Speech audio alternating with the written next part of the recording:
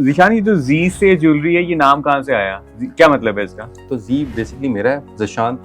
S से मेरे वालिद साहब का नाम आता है और वाई जो है वो मेरे दादा का नाम है। ब्रांच पे आते हैं ना तो कस्टमर फर्स्ट टाइम वाला देखता है क्या लिखा हुआ है ये, उसको समझ में नहीं आता, लेकिन जब उसको एक दफ़ा रीड कर लेता है तो उसको याद रहता है। ई कॉमर्स का या ऑनलाइन बिजनेस का इंस्पिरेशन कहाँ से मिला? किस ब्रांड को देखा कि ये ऑनलाइन सेल कर रहे हैं तो हम भी करते हैं? एक कस्टमर है वो पिक्चर लेकर आया मेरे पास कि ये सेट है आपके पास। अब मैंने उसका जो नेम था, तो जो ब्रांड नेम था, मैं उसके पेज पे गया तो वहाँ से क्लिक किया कि यार ये ब्रांड कर रहा है तो हम क्यों नहीं कर सकते। ये इनसिक्योरिटी थी दिमाग में कि कोई आर्टिफिशियल ज्वेलरी क्यों खरीदेगा? क्या आपको लगता है इतनी महंगाई के दौर में कि गोल्ड लोगों के बस में है, या लोग उसको ले सकते हैं? नहीं ले सकते। गवर्नर, इसकी फैमिली अल्हम्दुलिल्लाह क्लाइंट है मेरी, मेजर जर्नल्स इनकी फैमिलीज मेरी क्लाइंट्स है। अब ये बाय कर सकते हैं, हमें पता है, ठीक है ना, लेकिन ये क्यों बाय करते हैं आर्टिफिशियल? अपनी बेटी की शादी के लिए, बहन की शादी के लिए आर्टिफिशियल ज्वेलरी क्यों बाय करते हैं? क्योंकि वो ड्रेस के साथ मैच होती है। तो आप 100% छापा भी लगाते हैं? इंस्पिरेशन लेते हैं, ऑब्वियसली एक बहुत बड़े ब्रांड्स हैं वो, ठीक है, और उन्होंने एक टाइम किया है और उनके पास बहुत बड़ी डिज़ाइनर्स टीम बैठी है और एक बड़े माइंडसेट्स बैठे हैं, तो हम उनसे देते हैं, बहुत सारे आइडियाज़ लेते हैं। पाकिस्तान की ई कॉमर्स को आप किस तरह से ग्रो होता हुआ देख रहे हैं, क्योंकि अभी भी ई कॉमर्स में हम पीछे हैं बाकी दुनिया से? पाकिस्तान के अंदर यहाँ एक तो सेलर और बायर दोनों अनमेच्योर हैं। तो मैं ये बात कर रहा हूँ, आपको हैरत होगी, पाकिस्तान में क्या होता है, किसी को अगर कोई प्रोडक्ट नहीं समझ में आया, डैमेज मिला है, एक्सपायर्ड, तो सेलर उसको ब्लॉक कर देते हैं। बहुत आसान है उसके लिए।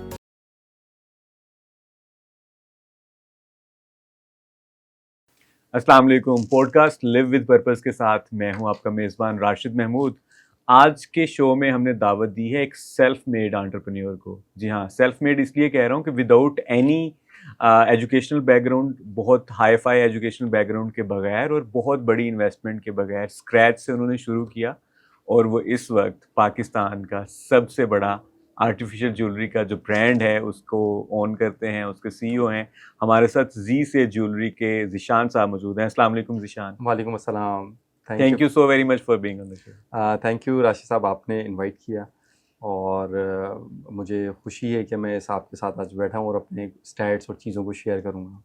जी, मुझे भी बहुत खुशी है कि मैं आपकी स्टोरी शेयर करूँ अपनी ऑडियंस के साथ, कि अगर कोई काम आपने करना हो तो बहाना कोई नहीं होता। बिल्कुल ऐसे ही। तो मुझे बताइए ज़ीशान, कैसे जी से ज्वेलरी का आगाज़ हुआ? थोड़ा-सा जर्नी अपना अगर शेयर करें। जी से ज्वेलरी जो है वो हम चले जाते हैं, हमें 15 से 20 साल पहले पीछे जाना पड़ेगा। नहीं, नहीं, हम उससे भी और पीछे जा सकते हैं। अच्छा अपना एजुकेशन का बताएँ कि वो एजुकेशन बैकग्राउंड क्या है और कहाँ तक है और किस तरह से फिर आपकी वो जो बचपन है वो ट्रांसफ़ॉर्म हुआ और आप बिज़नेस की तरफ आए?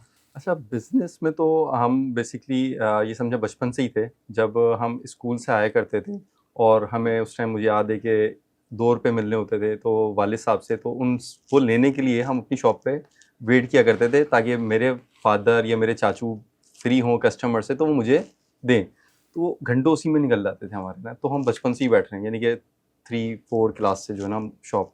तो ये वालिद साहब की या चचा की डेलिब्रेटेड एक सोची-समझी स्ट्रैटेजी थी? नहीं, ये वाक़ई एक वहाँ उस टाइम नहीं पता था, क्योंकि वो जब उस टाइम पे आना होता था वो कस्टमर का टाइम होता था, क्योंकि सक्खर में जो शॉप थी बिज़नेस अर्ली स्टार्ट हुआ करते थे और अर्ली क्लोज़ हुआ करते थे। तो अब होता क्या था, हमारा जो घर था वो बिल्कुल ही शॉप के बैक साइड पे था। तो शॉप पे बैठते थे और वहाँ से वो सारी चीज़ें, आप जब बच्चा होता है ना तो वो सब चीज़ें देख रहा होता है और उसको माइंड में फ़ीड कर रहा होता है। हुँ। तो ना भी वहाँ पर फ़ीड कर रहे हैं तो बचपन से हमारे जितने भी बच्चे हैं वो एंटरप्रेन्योर ही पैदा होते हैं। तो फिर ओके। वहाँ से जो है वो स्टार्ट, फिर खुद बैठना शॉप को आपने शुरू बताया किया। आप शेख फैमिली से हैं। जी, जी, बिल्कुल, सही। तो सक्खर में थी आपके वालिद साहब की शॉप, किस चीज़ बिल्कुल। की थी और ये क्या काम होता था वहाँ पहले पे? शॉप थी जस्ट, उसमें कॉस्मेटिक्स और बैंगल्स, चूड़ियाँ ये होता था। फिर उसके बाद डिपार्टमेंटल स्टोर एक बिल्ड किया था जिसमें ज्वेलरी, आर्टिफ़िशियल, कॉस्मेटिक्स, बैंगल्स और उसके अलावा क्रॉकरी, ये सारे तमाम प्रोडक्ट होते थे। तो मैंने तकरीबन उस शॉप को बहुत छोटी एज में, अपने जब हम स्कूल लाइफ़ में थे तो उसको रन किया ना। हुँ। और उसको तकरीबन 6 से लेकर 10 तक उसको उसको जो है मैंने उसको रन किया वालिद साहब के साथ मिलके। और आफ्टर डैट जो है वो मैंने अपना मैट्रिक जो है वो कंप्लीट किया। देन मैंने फर्स्ट ईयर में हमारे यहाँ होता क्या था कि हम फोकस बिज़नेस को देते थे। पढ़ाई को इतना ज़्यादा फोकस नहीं दिया। तो लेकिन उसका पता चलता है कि हमें उसको बहुत ज़रूरत थी, उसको करना चाहिए, बहुत इम्पोर्टेंट। फिर फर्स्ट ईयर में पूरा साल जाने के बाद पेपर वाले साहब ने बोला कि नहीं ये बेटा आपने नहीं देने, अभी सीज़न का टाइम है, तो फोकस आप जो है ना इधर दो, शॉप पे ये ज़्यादा किसने दो। कहा, वालिद साहब ने? वाले साहब ने कहा कोई मसला नहीं, बाद में दे देना, क्योंकि उनको ये होता था कि बैठना शॉप पे ही है, करना वो इंटर करके भी ग्रेजुएशन करके भी आपने शॉप पे ही बैठना है, तो इसी को आप जो है ना, क्योंकि सर्विस या हमने कोई जॉब का माइंडसेट दूर दूर तक नहीं है ख़ानदान में ना, तो वो फिर हमने इसी तरह किया। आफ्टर डेट होता क्या है कि मैंने फर्स्ट ईयर के पेपर नहीं दिया और मुझे नहीं पता था कि वो उसका कितना बड़ा खमियाजा भुगतना पड़ेगा, कि वो समझे मेरा लास्ट ईयर था वो कॉलेज का, उसके बाद मैं दोबारा जुड़ ही नहीं पाया पढ़ाई से? एकेडमिक इंस्टीट्यूट एजुकेशन से ना। तो पढ़ाई तो देखें अभी भी चल रही है, लेकिन एक एकेडमिक जो आपकी एजुकेशन होती है ना, वो बड़ा इंपॉर्टेंट रोल प्ले फॉर्मल करती है आपकी ना। तो जीशान, उसकी जिंदगी में कमी महसूस होती है? बहुत ज़्यादा, बहुत ज़्यादा। उसका रीज़न ये है कि वो कॉलेज सिर्फ आपको वो डिग्री नहीं दे रहा होता, वो बहुत सारी चीज़ें आपको लर्न कर रहा होता है, बहुत सारी चीज़ें वो सिखा रहा होता है जो कॉलेज और यूनिवर्सिटी है, और वो जो आपके अंदर एक कॉन्फिडेंस बिल्ड कर रहा होता है ना, यकीन माने हमें उसको जो है ना शायद अपनी आम ज़िंदगी में बहुत टाइम लगता है कि हाउ टू टॉक पीपल, और किस तरह हम पीपल से बात करें, किस तरह उनको हमने लेके चलना है, किस तरह मैनेज करना है, और एक पेशेंस वो आता है उधर। अच्छा, कॉन्फिडेंट तो आप अभी भी हैं, हाँ। और आप एक सक्सेसफुल बिजनेस रन कर रहे हैं। मैं पढ़ाई की इम्पोर्टेंस को बावर करवाने के लिए या आपका point of view put across करने के लिए, अगर आप एजुकेशन को परसू करते और प्रोफेशनल इंस्टीट्यूट्स में जाते और डिग्रीज वगैरह लेते, तो आप क्या समझते हैं कि क्या बेहतर कर पाते, या क्या फ़र्क होता उस निशान में और इस निशान में?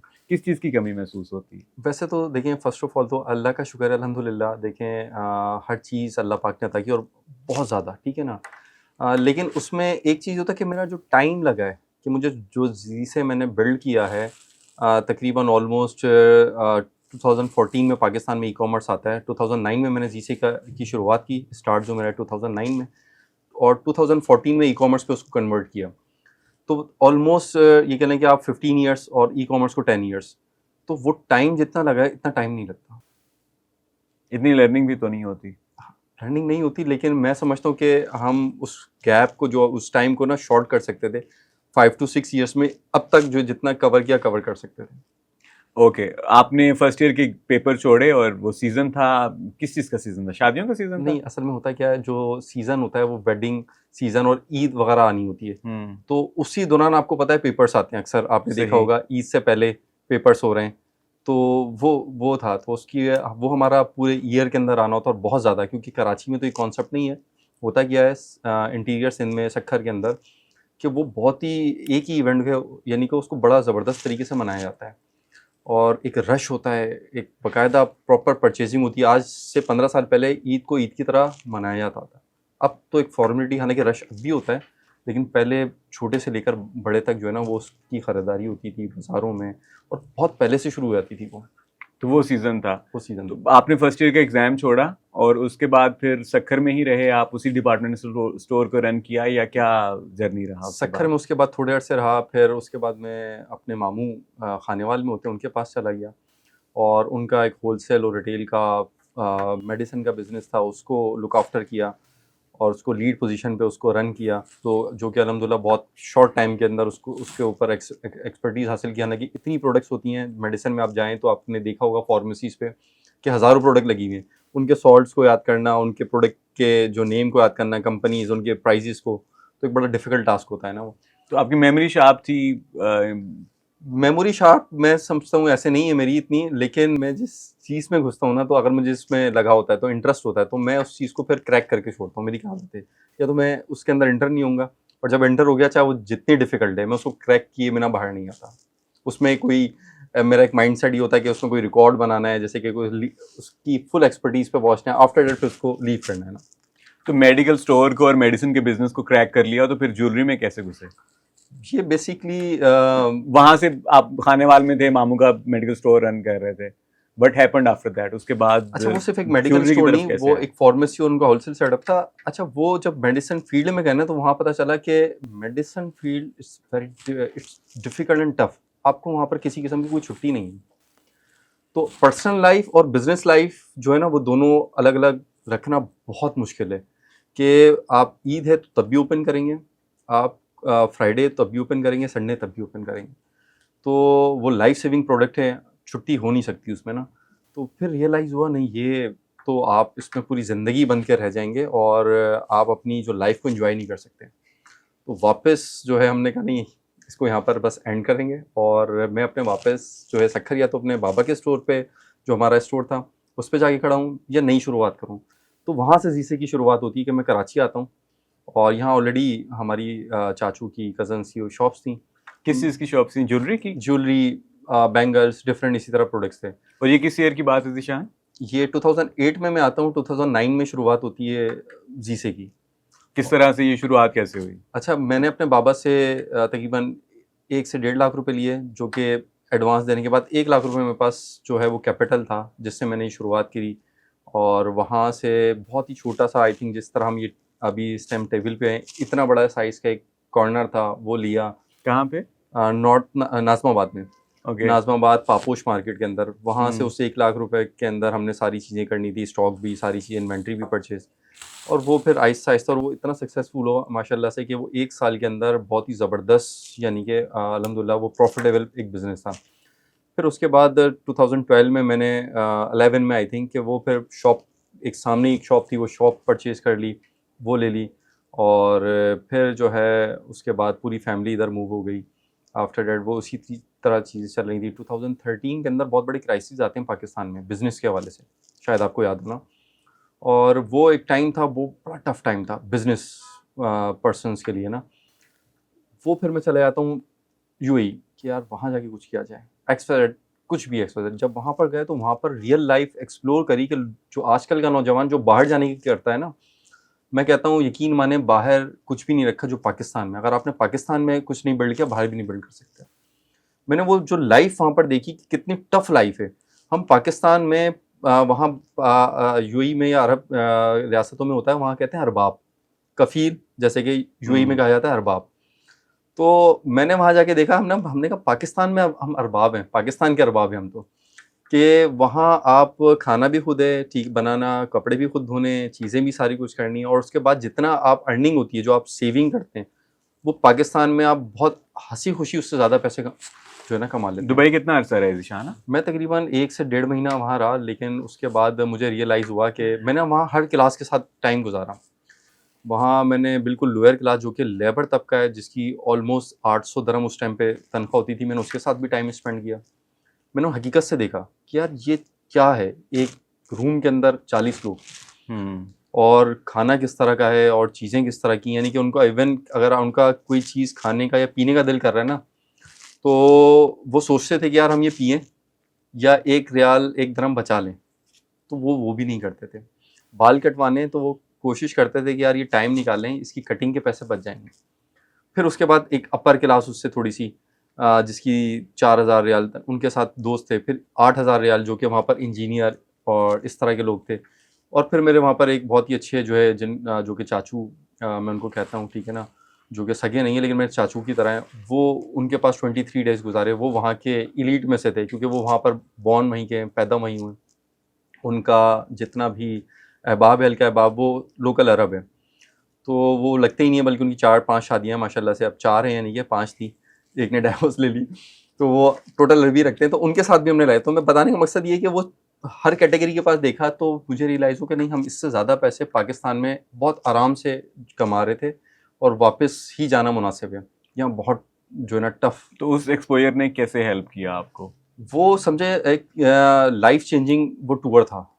क्यों? क्योंकि लोग आजकल का जो नौजवान है, वो समझता है मैं बाहर जाऊँगा और मैं बहुत बहुत जल्दी जो है ना वो अमीर हो जाऊँगा, या मैं थोड़ी बहुत मेहनत कर लूँगा, कोई मसला नहीं है। मैं कहता हूँ जितनी मेहनत आप वहाँ जाके करेंगे ना, उसकी आधी सिर्फ पाकिस्तान में करेंगे। पाकिस्तान में आज जो यूथ है, मैं आपके इस चैनल के थ्रू उनको पैगाम देना चाहूँगा, वो मायूस हो चुका है।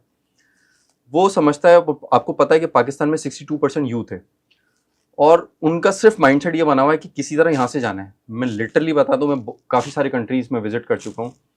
जो पाकिस्तान के अंदर आपको जो फैसिलिटीज़, जो चीज़ें और मिनिमम इन्वेस्टमेंट से आप जो बिज़नेस आज यहाँ स्टार्ट कर सकते हैं, वो दुनिया में कहीं नहीं कर सकते। तो ईशान 2013 की बात कर रहे हो आप? ये 2013 की बात। जब गए थे दुबई गए थे तो यहाँ से क्या ठप करके गए थे दुकान कारोबार सब? ऑलरेडी वो सेल्स पर्सन था, उसको हमने कहा ठीक है देखेंगे, अगर वहाँ कोई ऐसी हमारी अच्छी कोई एक्सप्लोर कर लिया, ज्वेलरी भी लेके गए थे कि वहाँ पर हम शायद सेल कर लें, B2B सेल कर लें, तो वहाँ जाके पता चला हमसे तो हमारा नेबर कंट्री तो वो छाया हुआ है वहाँ पर हर चीज़ में। हम तो पाकिस्तानी बहुत सारी चीज़ों में सिर्फ रह जाते हैं कि हम निकलते ही नहीं है। तो रियलाइज़ हुआ कि नहीं, हम बहुत टफ है मार्केट जो कैटेगरी है ऑलरेडी। और वहाँ पर ना मिडिल ईस्ट में इमिटेशन ज्वेलरी का इतना कॉन्सेप्ट नहीं है, क्योंकि गोल्ड वहाँ ज़्यादा चलता है। और जो वहाँ के एशियंस लोग रहते हैं, जो कि पाकिस्तानी है, इंडियन या बांग्लादेशी हैं, वो बाय नहीं करते ज्वेलरी। तो उस मार्केट को स्टडी भी किया ना कि क्या रीज़न है। उसका रीज़न ये होता है कि वो सारे अपने इवेंट्स पाकिस्तान आके करते हैं या अपने अपने कंट्री जाके करते हैं, तो फिर वो वहीं से खरीदते हैं? वहीं से खरीदते हैं, सस्ती भी पड़ती है उनको। तो वापस फिर हमने कहा कि नहीं, पाकिस्तान वापस जाना चाहिए। अब जब पाकिस्तान आके जो मेहनत करी ना, अब पूरा फोकस था, अब कोई और ऑप्शन B, C नहीं था, अब ऑप्शन यही था कि अब इधर ही कुछ बनाना है। तो आप दुबई से कश्तियां जला के वापस आए? बिल्कुल क्या ऐसे ही है। वो जाके यही करना है? लोग कश्तियाँ जला के जाते हैं, हम कश्तियाँ जला के आए थे। कश्तियां जला के वापस आ गए। आए थे। तो ज़ीशान, ये जो जी से ज्वेलरी है, ये नाम कहाँ से आया? क्या मतलब है इसका? जी से बेसिकली हर किसी की ख्वाहिश होती है कि वो अपने नाम में या अपने ब्रांड में अपने फादर को जो है ना ऐड होना चाहिए, घर का किसी पर्सन का होना चाहिए। तो जी बेसिकली मेरा है, ज़ीशान। एस से मेरे वालिद साहब का नाम आता है, और वाई जो है वो मेरे दादा का नाम है, यासीन। मैंने कहा जब मेरे वालिद साहब को खुशी होगी, अगर उनके वालिद साहब का नाम आएगा तो उनको कितनी होगी। तो जी से अच्छा, कुछ पाकिस्तान में ना कुछ डिफरेंट नेम, ये दुनिया में नहीं। क्या नाम है? सत्तार। ओके। तो वो उनका यासीन है। तो जी से बेसिकली ये है। अच्छा, एक डिफरेंट नेम भी चलता है ना, अगर हमें क्लासिक ज्वेलरी, डिसेंट ज्वेलरी, तो एक इट्स नॉर्मल नेम, उसकी इतनी हाइप नहीं है। हमारा नेम ऐसा है, जब आप हमारी लकी वन ब्रांच है, किसी ब्रांच पे आते हैं ना, तो कस्टमर फर्स्ट टाइम वाला देखता है क्या लिखा हुआ है, ये उसको समझ में नहीं आता, लेकिन जब उसको एक दफ़ा रीड कर लेता है तो उसको याद रहता है कि हाँ जी ये कुछ यूनिक है ना। जैसे कि आपको पता है कि इस पाकिस्तान जी डॉट से SY या किस तरह से आप? जी से ज़ीशान, सत्तार, यासीन। नहीं, जब आप जो इसको लिखते हैं जी डॉट फिर SY है। SY। सही। तो ये पहले दिन से यही है पहले दिन ब्रांड से नेम? ही है। पहले दिन से, यानी कि 2009 में जब हमने स्टार्ट किया था, वो छोटे से काउंटर का, मेरे पास आज भी उसकी विजिटिंग कार्ड है, वो तब से यही चला आ रहा है। और ये उससे भी रिमिलेंस करता है, जैसे कि आपका पाकिस्तान में ARY है, लोग समझते हैं शायद ऐसे नाम नहीं रख सकते। अच्छा, तो ज़ीशान मुझे ये बताइए कि आपने स्टार्ट किया एक पहले आपने बताने एक टेबल से स्टार्ट किया, एक स्टॉल से, और फिर एक शॉप पे। तो एक एजुकेशन बैकग्राउंड आपका उस तरह का नहीं है कि आप MBA करके या कुछ बिजनेस की डिग्री लेके आए। जो ई कॉमर्स है कि ऑनलाइन इसको लेके आ जाए, वो एक्सपोजर कहाँ से मिला या उसके पीछे क्या थॉट थी? अच्छा, 2014 में जब वापस आते हैं ना, तो होता क्या है कि पाकिस्तान में इत्तफाक है, उसी दौरान 3G 4G लॉन्च होता है। और जब पाकिस्तान में 3G 4G लॉन्च होता है, तो वो शुरुआत होती है पाकिस्तान में ई कॉमर्स की। अब बहुत सारे लोग उस टाइम जो है वो, उनको नहीं पता था कि ई कॉमर्स बिजनेस क्या है। तो मुझे थोड़ा सा एक आइडिया हुआ, क्योंकि मैं UAE से आया था और मैंने वहाँ देखा था कुछ चीज़ों को, ठीक है ना। तो आपको ये एक बड़ा बेनिफिट होता है कि आप, मैं कहता हूँ दोस्तों यारों को भी कहता हूँ कि अगर आप जो है ना सिर्फ ट्रैवल करें, ज़रूर किसी कंट्री जाएं, विज़िट करें, बहुत सारी चीज़ें आपको वहाँ पर मिलेंगी। आप चाहे घूमने भी जा रहे हैं तो आप वहाँ से बहुत सारी चीज़ें देख कर आएंगे। तो वहाँ ई कॉमर्स का हमने थोड़ा बहुत देखा था। फिर पाकिस्तान में ई कॉमर्स स्टार्ट किया, और उस टाइम ई कॉमर्स ऐसा था, लोग समझते थे फ्रॉड है। ऑनलाइन शॉपिंग या ऑनलाइन सेलिंग ये एक फ्रॉड काम है, कोई ऐसा कोई काम नहीं होता ना। लेकिन मैं उसमें लगा रहा, एक्सप्लोर करता रहा, और मैंने उसी टाइम पेज बनाया अपना। मुझे आज भी याद है, 2014 में मैंने पेज क्रिएट किया था अपना ना। कहाँ पे? फेसबुक पे? फेसबुक पे। तो ज़ीशान, में यहाँ पे कुछ जो सवालात ज़हन में आ रहे हैं, ई कॉमर्स का या ऑनलाइन बिजनेस का इंस्पिरेशन कहाँ से मिला? किस ब्रांड को देखा कि ये ऑनलाइन सेल कर रहे हैं तो हम भी करते हैं? हाँ, एक कस्टमर मेरे पास आया, ये एक कस्टमर, वो पिक्चर लेकर आया मेरे पास कि ये सेट है आपके पास। अच्छा, वो मेरा हमारी एक वर्कशॉप, एक कारीगर था जो कि वो उससे सिमिलर था उसका प्रोडक्ट। मैंने कहा उसी का प्रोडक्ट है ये, आई थिंक ना, तो ये बन जाएगा। मैंने कहा आप टाइम दे दें, मैं इसको कंफर्म करता हूँ। अब वो उन्होंने पिक्चर जब मुझे शेयर की, तो अब मैंने उसका जो नेम था, तो जो ब्रांड नेम था, मैं उसके पेज पे गया। अब मैंने देखा कि वहाँ पर उनके कोई 72,000 फॉलोअर्स थे। मैंने कहा इट्स मीन कि ये 72,000 के कस्टमर्स हैं, ये कोई भी पोस्ट करते होंगे तो ये सारे जो है वो उन तक रीच आती होगी, और उसमें से 72,000 में से 700 नहीं तो 70 ऑर्डर्स निकालना तो कोई मसला नहीं था। क्योंकि उस टाइम फेसबुक ना करता क्या था, फेसबुक आपको जितने आपके फॉलोवर्स हैं, जितने आपके हैं, उन तक रीच देता था। आज ऐसा नहीं है फेसबुक में। यानी कि अगर आपके 10 लाख 1 मिलियन फॉलोवर्स हैं तो वो सिर्फ 20,000 तक रीच देगा आपको, बाकी कहेगा आप स्पेंड करें, देन मैं उस तक उनको वो प्रोडक्ट दिखाऊंगा। पहले ऐसा नहीं होता था। तो वहां से क्लिक किया कि यार ये ब्रांड कर रहा है तो हम क्यों नहीं कर सकते। वो उस टाइम लिमिटेड पाकिस्तान में 3-4 ब्रांड थे आर्टिफिशियल ज्वेलरी के या सेलर थे जो कि काम कर रहे थे ना। वो वहाँ से माइंड में आया और उसके बाद वो सारी चीज़ें कनेक्ट होती गई, स्टार्ट होती गई। 2014 की आप बात करें तब की ई कॉमर्स में ये समझना चाह रहा हूँ कि कैसी थी जब स्टार्ट लिया ऑनलाइन सेल करने का, तो क्या क्या प्लेटफॉर्म अवेलेबल थे और क्या चैलेंजेस थे उस वक्त? सर उस टाइम ना बहुत मज़े की कॉमर्स थी, मैं आपको बताता मजे हूँ। की थी। बहुत मज़े की थी। उसमें सिर्फ एक चैलेंज था कि लोगों को बिलीव नहीं था, लोग फ्रॉड समझते थे, ये एक चैलेंज था। बाकी लेकिन जो प्लेटफॉर्म थे ना, जो आपके ये मेटा, ठीक है ना, इंस्टाग्राम, फेसबुक, टिकटॉक उस टाइम नहीं होता था, और गूगल, ये इतने ज़बरदस्त थे कि आप सिर्फ $1 लगाएं, $1 की स्पेंडिंग करें, ये आपको हज़ारों लोगों तक रीच देता था। वो इतना मज़े का कि आप $1 सिर्फ, यानी कि उस टाइम डॉलर 125 इस तरह का कुछ, आई थिंक समथिंग याद आ रहा है मुझे, होता था।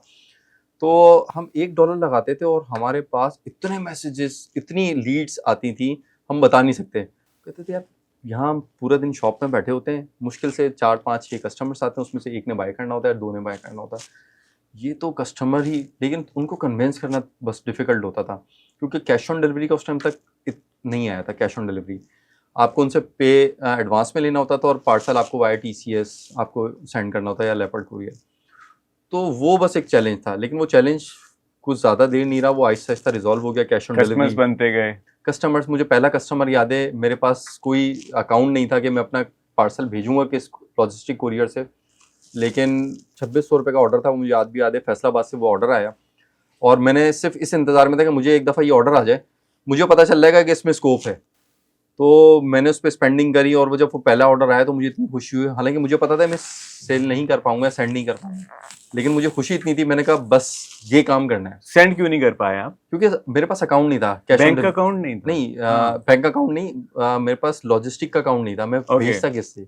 कस्टमर राज़ी नहीं था एडवांस पेमेंट देने के लिए, और मैं जो हूँ वो पार्सल भेजने के लिए राज़ी नहीं था। कि कस्टमर ने अगर रख लिया, माइंडसेट भी उस तरह से नहीं था ना उस टाइम पे। एक आप जब एंटरप्रेन्योर होते हैं तो वो माइंडसेट थोड़ा-सा, जो आपका एक छोटा माइंडसेट होता है, बड़ा माइंडसेट नहीं होता कि हाँ जी कोई मसला नहीं यार, लॉस हो जाए तो आज जिस तरह हम बेयर कर लेते हैं लॉस ना। तो वो बहरहाल ऑर्डर आया, मैंने उसको बड़ी खुशी से मैंने कहा ठीक है, उस ऑर्डर बुक कर लिया। हालाँकि मैं भेज नहीं सकता था उसको, बाद में कस्टमर को बता दिया सेंड नहीं हो सकता। फिर मैंने उस पे कंटिन्यू, फिर मैंने उस पे सीरियस होकर मेहनत करना शुरू की। इत्तफ़ाक़ के फिर कैश ऑन डिलीवरी का अकाउंट, अपना पहला अकाउंट मैंने ओपन करवाया। फिर ये सारी चीज़ें बैक टू बैक मैं सेटअप करता गया, वो सेटअप करता गया, तो अल्हम्दुलिल्लाह फिर मुझे नहीं याद कि मैंने पीछे मुड़ के कब देखा कि किसी चीज़ में मुझे चैलेंज आया और मैं रुक गया। मैं फिर आगे चलता चला गया। अच्छा, और जब ई कॉमर्स में इस तरह से आपको अच्छा फीडबैक मिला, तो फिर आपने ये नहीं सोचा कि मैं टोटल इस पे ई कॉमर्स पे या ऑनलाइन बिजनेस पे चला जाऊँ? आप ब्रिक एंड मोर्टर पे भी रहे, आपने स्टोर्स भी खोले, तो उसके पीछे क्या सोच थी? नहीं, ये बेसिकली जब मैं इसके ऊपर कंटिन्यू, जब मेरे पहले ऑर्डर की बात है, उस पहले ऑर्डर से लेकर आफ्टर 6 मंथ, 6 महीने तो मैंने वो शॉप पे बैठ के ही वो सारा काम किया। उसके बाद मैंने शॉप को कर दिया क्लोज। लोगों ने बोला कि यार आपकी चलती हुई शॉप, एक कस्टमर मेरा बहुत अच्छा जो है वहाँ था, वो बंद करके क्या कर रहे हो, बहुत सारे लोगों ने इसके ऊपर एतराज़ किया ना, लेकिन मुझे उसके ऊपर फुल फोकस करना था। तो मैंने फिर वो सब बंद किया और घर पे वापस अपना सेटअप लेकर आ गया, और घर से फिर मैंने ये 2014 की बात कर रहे हैं आप? नहीं, ये 2015 की बात है आई थिंक। अच्छा, स्टोर और क्लोज कर दिया आपने और टोटल ई कॉमर्स पे फोकस टोटली शिफ्ट कर लिया। ई कॉमर्स, घर पे मैंने छोटा सा अपने एक रूम में ऑफिस बनाया, वहीं इन्वेंट्री रखी, और पूरी तवज्जो, क्योंकि उसकी फ़ोटो शूट में एज़ अ बीइंग उस कंपनी का CEO, मैं खुद ही कस्टमर सपोर्ट ऑफिसर होता था, मैं खुद ही पिकर होता था, मैं खुद ही पैकर होता था, मैं खुद ही इन्वेंट्री मैनेजर होता था। हर चीज़ मैंने मैनेज करनी होती थी। इवन कि उस टाइम मुझे याद है कि हमारे पार्सल इतने नहीं होते थे, 8-10 होते थे। तो 8-10 डेली? डेली, तो जो राइडर है वो नहीं आता था पिक करने, तो मैं खुद जाता था उनके स्टेशंस के ऊपर उसको ड्रॉप करने, यानी सारे काम। और वर्कशॉप्स जो कारखाने होते थे वहाँ पर भी खुद जाना है, ज्वेलरी भी खुद जो मेकिंग करवानी है उसको भी करवाना है, तो वो सारे काम अकेले ही हैंडल करते थे। उसमें ऑब्वियसली फादर, ये फैमिली हेल्प करती थी, स्लिप्स लगानी है आपको, वो बैठ के पैक करने, तो बड़ा एक मज़े का टाइम था वो, पूरी फैमिली इन्वॉल्व होती थी। तो वो बस फिर चीज़ें चलती रहीं अल्हम्दुलिल्लाह। फिर हुआ 2016-17 में मैंने अपनी लोकल मैन्युफैक्चरिंग के ऊपर तवज्जो दी कि मुझे अब अपने खुद के डिज़ाइन रेडी करने और अपनी मैन्युफैक्चरिंग। अच्छा, उससे पहले आप क्या कर रहे थे? कहीं से इम्पोर्ट कर रहे थे? नहीं, शॉप पे अमूमन जितने भी शॉप जिनकी कराची में, पाकिस्तान में आप देखते हैं, कोई भी खुद नहीं बना सकता ज्वेलरी, क्योंकि उसके लिए एक बड़ी डिफरेंट फील्ड है वो। तो आप किसी थर्ड पार्टी से ही बाय करते हैं। जो मैन्युफैक्चरर हैं वो अलग हैं, जो सेलर हैं वो अलग हैं, होलसेलर अलग हैं। आप उन्हीं के थ्रू बाय कर रहे होते हैं ना। ओके, तो वो आप यहीं पाकिस्तान से ही बाय कर रहे थे या बाहर से कहीं से? नहीं, पाकिस्तान से। ऑब्वियसली हमारे एक नेबर कंट्री या बैंकॉक वगैरह से भी आती है ज्वेलरी, ठीक है, चाइना से भी आती थी, लेकिन मेजॉरिटी लोकल प्रोडक्ट जो है ना, ये चाइना होता था। लेकिन हमने कहा नहीं, हम अपनी लोकल मैं थोड़ा सा इस मामले में मेरा माइंडसेट डिफरेंट था। मैं अपने नेबर कंट्री, बार बार मैं इसलिए नाम नहीं लेना चाहता, इंडिया, क्योंकि आपको पता है ज्वेलरी में एक जो है ना बहुत बड़ा प्लेयर है, तो पूरी वर्ल्ड के अंदर ना। तो मेरा अपना ये था कॉन्सेप्ट कि मेड इन पाकिस्तान होना चाहिए। हम क्यों इंडिया की ज्वेलरी जो है ना वो ले रहे हैं, और हमारी ज्वेलरी ये सारी चीज़ें हम यहाँ पर भी बना सकते हैं। तो वो मैंने फिर इनिशिएट लिया था, जो कि अल्हम्दुलिल्लाह हमारा एक ट्रेंडिंग पॉइंट था 2017 में, कि हमने लोकल मैन्युफैक्चरिंग अपनी वर्कशॉप स्टार्ट करी, एक फैक्ट्री लगाई और मेड इन पाकिस्तान पे तवज्जो दी। और उसका रिजल्ट ये होता है कि मेड इन पाकिस्तान हम इतनी जल्दी अल्हम्दुलिल्लाह 2017 से 2018 के अंदर जो है वो हमने उसको बड़ा अच्छे से क्रैक कर लिया। और मुझे अपना पहला ऑर्डर याद है इंटरनेशनल का, 2018 में, जो बल्क B2B ऑर्डर है, वो कनाडा से मुझे रिसीव होता है। उसकी रीज़न यही होती है कि मेरा अपना मैन्युफैक्चरिंग प्लांट था, मैं खुद कस्टमाइज़ कर रहा था ज्वेलरी जैसा उनको चाहिए। तो वो पहला ऑर्डर B2B बड़ा ऑर्डर मेरे पास आया और मैंने उसको एक्सपोर्ट किया। और फिर वहाँ से अल्हम्दुलिल्लाह जिस चीज़ की शुरुआत की थी कि मेड इन पाकिस्तान हम क्यों नहीं कर सकते, हम भी कर सकते हैं, हमारे पास सब चीज़ें हैं। कि असल में हमारे लोगों को बहुत ईज़ चाहिए कि यार आप बना बनाया लें, वाइट लेबल करें और सेल कर दें। तो मेड इन पाकिस्तान का जो इंस्पिरेशन है वो कहाँ से आया? वो बचपन से आया, क्योंकि हम बीइंग अ पाकिस्तानी, आपको पता है कि वो सबके अंदर एक हमारे अंदर छुपा हुआ है। मैं बचपन से, हम जब बड़े होते हैं, आप तो खैर है ही, आपका एक्स ताल्लुक फोर्सेस से, तो हम बचपन से ना, तो हम बड़े होते हैं तो हमारा ख्वाब होता है कि हमने ना आर्मी में जाना है, हमने पायलट बनना है। बच्चों का ज़्यादातर पायलट का होता है, एयरफोर्स में जाना है। तो वो हुब्बुल वतनी वहाँ से जुड़ी हुई होती है ना। तो वो एक अटैचमेंट थी मेरी ना फोर्सेस के साथ बहुत ज़्यादा ना। तो मैं कहता था कि नहीं, हम पाकिस्तान को ज़्यादा प्योरिटी के ऊपर ना, तो मैंने उसको नहीं किया। फिर अल्हम्दुलिल्लाह हुआ क्या, 2018 के अंदर मेरे पास, आप यकीन नहीं करेंगे, नेबर कंट्री के इंडियन बायर थे मेरे पास, और वो कहते थे कि हमें पाकिस्तानी ज्वेलरी चाहिए। यानी कि फिर हमने अपनी वहाँ पर ग्रिप मजबूत करना शुरू की इंटरनेशनली, USA, कनाडा और यूरोप के अंदर, कि अब लोग जो है वो पाकिस्तानी ज्वेलरी की, इंडियंस पाकिस्तानी ज्वेलरी की डिमांड करने लगे कि हमें ये ज्वेलरी चाहिए और ये बड़ी ज़बरदस्त है ना। तो अल्हम्दुलिल्लाह वहाँ से एक फिर डिफरेंट दौर के अंदर हम दाखिल हुए, और वो चीज़ें फिर चेंज होती चली गई। और फिर कोविड आया तो कोविड में थोड़ा सा मुझे सोचने पे मजबूर किया कि यार अब एक्सपोर्ट बंद की जाए।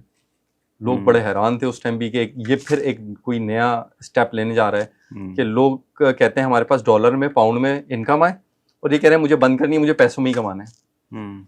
ज्वेलरी एक ऐसा प्रोडक्ट है, उसके पीछे रीज़न मैं बताता हूँ कि उसमें ना आप बेसिकली ऐसा नहीं हो सकता, पाकिस्तान में मशीनरी या उस तरह का एक इंडस्ट्री मौजूद नहीं है ज्वेलरी की, कि आप 1000 पीस बनाएं, अगर आपके पास ऑर्डर आ जाए तो 1 लाख पीस भी बनाए, ऐसा नहीं है। यहाँ आपके हैंडमेड सारे चीज़ें बनती हैं, जो कारीगर हैं वो लिमिटेड हैं। गोल्ड के कारीगर, ऑब्वियसली गोल्ड महंगा होना शुरू हुआ तो वो कन्वर्ट हुए, मूव हुए इस तरफ। तो वो एक लिमिटेड कारीगर थे, 100 पीस बन सकते तो 100 ही। अब आप वो चाहे एक्सपोर्ट कर दें इनको, चाहे लोकल मार्केट में सेल कर लें, क्योंकि वो क्राफ्टमैनशिप का काम है ना, ये ऐसा मशीनरी काम नहीं है, इतना सारा हैंड वर्क है। तो मैंने कहा लोकल अपना ब्रांड पे तवज्जो देना है। शीशे तो चल रहा था वही, लेकिन अब हमने बेसिकली बुनियाद रखी कि अब पाकिस्तान में ब्रांड बिल्ड करना है, और ये सारा स्टॉक जो हम भेज रहे हैं इसको स्टॉप कर देंगे और लोकल सेल करेंगे। बहुत ज़्यादा एक अजीब सा डिसीजन था, बहुत सारे लोगों को समझ में नहीं आया, लेकिन इत्तफाक जब मैंने किया तो कुछ अर्से बाद ही कोविड आ गया था। वो हमारा बड़ा सक्सेसफुल अल्हम्दुलिल्लाह कि हमने वो चीज़ें वहाँ बंद करी। आपको पता है पूरी दुनिया में हर चीज़ स्टॉप हो गई, लेकिन आपकी लोकल ई कॉमर्स को नया जन्म मिला। वो शुरुआत होती है पाकिस्तान में मज़ीद, के उसके अंदर जो बूस्ट आया है ना वो कोविड में आया। हर बंदा वो घर से शॉपिंग करने का एक वहाँ कॉन्सेप्ट आ गया, जो कि पहले नहीं था। तो अल्हम्दुलिल्लाह हमारे पास क्या हुआ कि हमारे पास हर चीज़ रेडी थी, और कोविड के अंदर हमने जितनी सेल्स की है और हमें जितना बूस्ट मिला है, वो आम डेज में इतना नहीं मिला। तो ज़ीशान, आप कह रहे हैं कि 2018 में आपने एक्सपोर्ट बंद कर दी और यहाँ पर लोकल पाकिस्तान में ब्रांड को इस्टेब्लिश करने की तरफ पूरा फोकस हो गया। तो मेरे तो ख्याल में ये रिवर्स होता है कि लोगों की कोशिश होती है कि वो एक्सपोर्ट करें और वो स्ट्रोंगर करेंसीज में अर्न करें, डॉलर पाकिस्तान लेके आएँ या दूसरी जो करेंसीज हैं उनमें अर्न करें। तो आपका ये जो डिसीजन था, इसका क्या रैशनल क्या था? क्या इसके पीछे सोच क्या थी?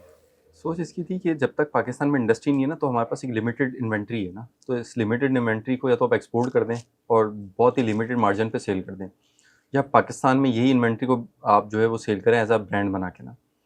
तो मैंने कहा ये लॉन्ग टर्म है। देखिए वो आप कर रहे हैं, बहुत सारे मार्केट में प्लेयर आ सकते हैं, बहुत सारे और सेलर आ सकते हैं, उनको दे सकते हैं और वो एक आपको आपको पता है हो सकता है। तो वो उसका था, और वो बड़ा ज़बरदस्त डिसीजन अल्हम्दुलिल्लाह अल्लाह पाक ने वो डिसीजन करवाना था कि पाकिस्तान में गैप भी था। पाकिस्तान में आज तक आर्टिफिशियल ज्वेलरी का आपको हैरत होगी, पाकिस्तान में कोई ब्रांड नहीं है। आप क्लॉथिंग, आप अपैरल के लिए जाएँ, आप फूटवेयर के लिए जाएँ, आपको बहुत सारे ब्रांड मिलेंगे आपके माइंड में। जब वुमेन फैशन में आते हैं ना, तो मल्टीपल ब्रांड्स हैं, खाड़ी, जे डॉट, बहुत सारे, साया।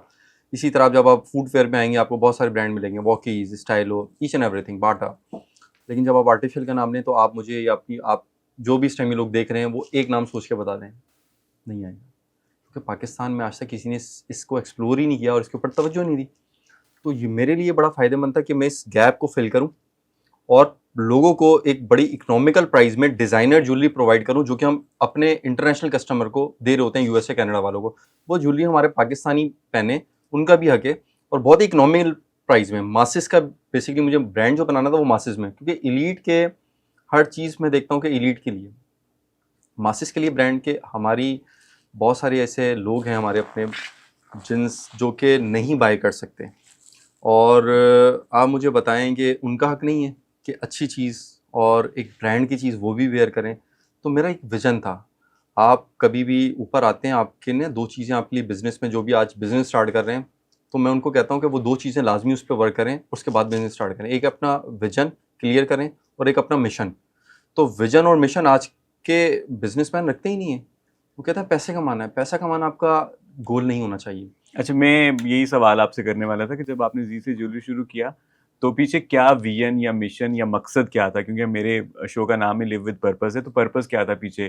फाइनेंशियल फ्रीडम था या पैसे कमाने थे या क्या मकसद था? या मकसद बाद में आया, शुरू में सिर्फ सर शुरू पैसे? में तो कुछ नहीं पता था। शुरू अच्छा। में तो बस आपको एक काम स्टार्ट करना था। ऑब्वियसली ये विजन मैंने आपको बताया कि ये बना है बहुत बाद में, और 2018 में जब हमने एक्सपोर्ट शुरू की, तो उस टाइम फिर ये विजन, जब आपके पास पैसे आते हैं ना, तो फिर आपका माइंड काम करता है कि अब आपने करना क्या है। पैसे तो आ गए जिसके लिए आपने किया था, ठीक है ना, ऑब्वियसली।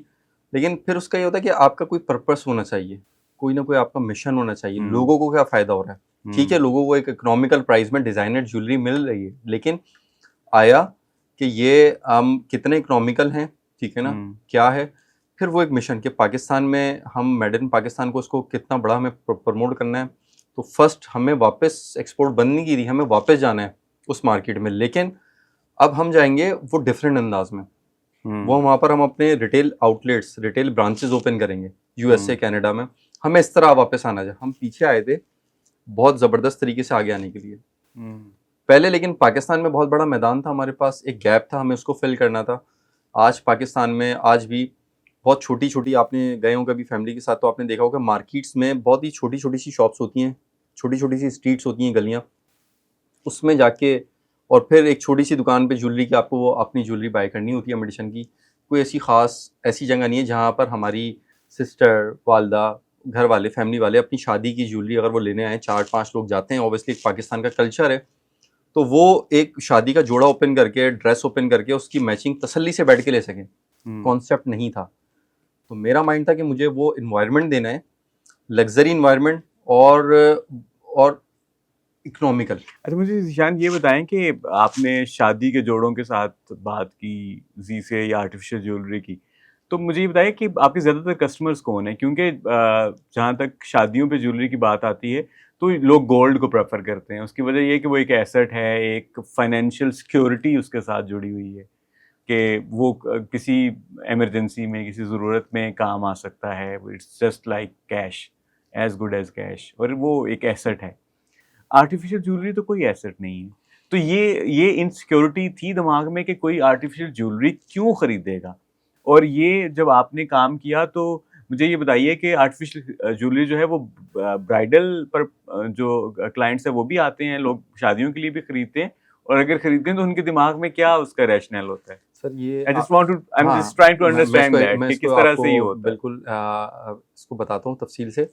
ज्वेलरी जो है ना, आर्टिफिशियल ज्वेलरी का जो पाकिस्तान में कॉन्सेप्ट, बेसिकली गोल्ड महंगा हो रहा था। आर्टिफिशियल ज्वेलरी पहले भी सेल होती थी, लेकिन गोल्ड महंगा होने की वजह से लोग मूव हो रहे थे आर्टिफिशियल पे। और आर्टिफिशियल ज्वेलरी सिर्फ जो है वो पार्टी वेयर सेट वगैरह नहीं सेल होते। आर्टिफिशियल बिकते ही हमारे पास, हमारा मोस्टली जो प्रोडक्ट है वो ब्राइडल है। अब ब्राइडल, अब आपको लगता है कि क्या आपको लगता है इतनी महंगाई के दौर में कि गोल्ड लोगों के बस में है, या लोग उसको ले सकते हैं? नहीं ले सकते, मेजॉरिटी नहीं ले सकते। कि 1 तोले का भी आप सेट बनाने जाएँ तो 4 लाख रुपए का है ना। अच्छा, सेकंड इसके अलावा भी हट जाएँ कि आर्टिफिशियल इसलिए अब ज़रूरी है क्योंकि जितने भी ड्रेस की मैचिंग है ना, वो आर्टिफिशियल के साथ ही होती है। गोल्ड उसके ऊपर ना खूबसूरत लगता है, और इतना हैवी सेट आप बनवा ही नहीं सकते। यानी कि अगर एक सेट है वो बना हुआ है, अगर आपका 50 तोले का, 100 तोले का, उसकी कॉस्ट तो देखें कहाँ जा रही है, कई करोड़ रुपए में। तो वो मैचिंग उसकी करवाना वो पॉसिबल नहीं है। तो जितने भी हमारे, यानी इवन ज्वेलर्स भी हमसे आर्टिफिशियल ज्वेलरी लेके जाते हैं अपनी बेटी की शादी के लिए। अब इसका मकसद ये नहीं कि लोग गोल्ड नहीं देते, गोल्ड आज भी देते हैं। सिक्योरिटी पर्पस आपको भी पता है, एक तो ये होता है कि वो सिर्फ अब दिया जाता है, पहनाया नहीं जाता। अब मैचिंग जो आपकी बारात और वलीमे की, वो आर्टिफिशियल सी होती है। मेरे ज्वेलर्स कस्टमर्स हैं मेरे, इवन अब एक तो वो लोग हैं जो कि नहीं बाय कर सकते, एक वो लोग हैं जो बाय कर सकते हैं। इवन मैं बताऊं, इंडस्ट्री यानी कि पॉलिटिशियन साइड, ब्यूरोक्रेट्स, ठीक है ना, गवर्नर की फैमिली अल्हम्दुलिल्लाह क्लाइंट है मेरी। इसी तरह पाकिस्तान में मेजर जर्नल्स, इनकी फैमिलीज मेरी क्लाइंट्स है।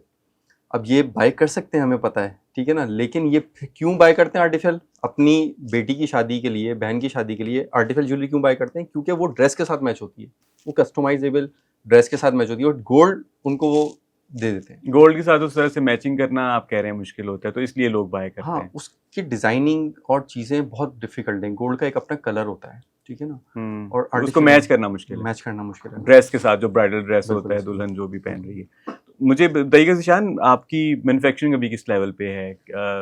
अभी अल्हम्दुलिल्लाह हम पाकिस्तान अभी के, आप टोटली अपना ही मैन्युफैक्चर कर रहे हैं, या अभी भी आउटसोर्स भी करते हैं, या बाहर से भी लेते हैं? क्या उसकी रेशो अभी क्या है? 60-65% हमारी लोकल मैन्युफैक्चरिंग है, और उसके अलावा हम इंपोर्ट भी करते हैं, ठीक है। जिसमें चाइना भी है, जिसमें टर्की भी है, जिसमें बैंकॉक भी है।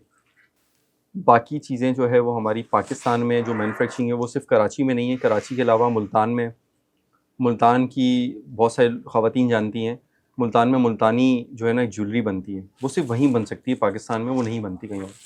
तो वो वहाँ पर मैन्युफैक्चरिंग होती है हमारी। इसी तरह गुजरांवाला में होती है, इसी तरह हमारी लाहौर में होती है। हमारे जितने क्लाइंट्स हैं वो समझते हैं सारी कराची में होती है। हम पूरे पाकिस्तान में हमारी वर्कशॉप्स हैं, हम वहाँ से कलेक्ट करके वहाँ की सौगात, चूँकि वहाँ पर एक ट्रेडिशनल वो बनता हुआ है। भावलपुर में कुंदन की ज्वेलरी बनती है हमारी। कुंदन जो है वो बेसिकली वो भावलपुर से अच्छा नहीं बनता पूरे पाकिस्तान में। कुछ आबो हवा, कुछ कारीगर ऐसे हैं कि वो बहुत अच्छा कुंदन बनाते हैं वहाँ पर ना, तो वो चीज़ वहीं पर ही हमारी बिल्ड होती है ना, हम उसी को वहीं पर ही मेक करते हैं, ठीक है ना। तो ये पूरे पाकिस्तान से हम कलेक्ट करके, जमा करके, रेडी करके अपने कस्टमर्स को देते हैं। सही। अच्छा ज़ीशान, मुझे ये बताइएगा कि अभी आपका फोकस ज़्यादा ई कॉमर्स पे है या स्टोर्स पे है, रिटेल स्टोर्स पे है? दोनों पे है। उसका रीज़न ये है कि आज की जो जदीद मार्केट है वो ई कॉमर्स है, लेकिन आर्टिफिशियल एक प्रोडक्ट ऐसा है कि एक दुल्हन होती है ना, उसकी अभी भी हमसे इंटरनेशनली लोकली बाय करते हैं कस्टमर ई कॉमर्स के थ्रू, यानी कि जो ब्राइडल सेट्स हैं। लेकिन एक दुल्हन, उसका ना उसकी फीलिंग अटैच होती है अपनी शादी की शॉपिंग से ना। उसने शादी का जोड़ा लेना है तो उसने पहन के देखना है, तो उसको टच करना है, उसकी फील, सेट ज्वेलरी का उसने वेयर करना है, उसको माथे पे झूमर टीका लगाना है। साथ हमारा ट्रेडिशनल ऐसा है कि पाकिस्तान का कल्चर, हमारी फैमिली साथ जाती हैं, ठीक है ना, वालदा हैं, भाभी हैं, वो देखती हैं, बताती हैं हाँ सही है, अच्छा लग रहा है, ये पहनो। तो वो एक्सपीरियंस बेसिकली ना, उसके लिए फिजिकल आउटलेट ज़रूरी है। ज़ीशान, मुझे ये बताओ कि एक मेल होते हुए ये फीमेल्स के जज्बात और एहसासात का जो तुम्हें इतना पता है, उसकी वजह ये ज्वेलरी में डील करना है, आर्टिफिशियल ज्वेलरी, या कोई और वजह है? नहीं, असल में देखें, डील शुरू से फैशन प्रोडक्ट के अंदर काम किया, कॉस्मेटिक्स, ठीक है, और ज्वेलरी, बैंगल्स। तो मैं बैंगल्स का बहुत एक्सपर्ट हूँ। कराची में तो नहीं पहनाई जाती, इंटीरियर में होता था क्या कि उसमें पहनाई जाती है। तो बचपन से ऑब्वियसली ये तो पता है उनकी लाइक डिसलाइक, तो बहुत ज़्यादा चीज़ें जो फीमेल्स की है फैशन से रिलेटेड ना, उसका एक आइडिया है। सही। तो ये है, जब आप रहते हैं फील्ड में तो आपको हो जाता है बेसिकली। तो ये बताइए ये it was just for a lighter note.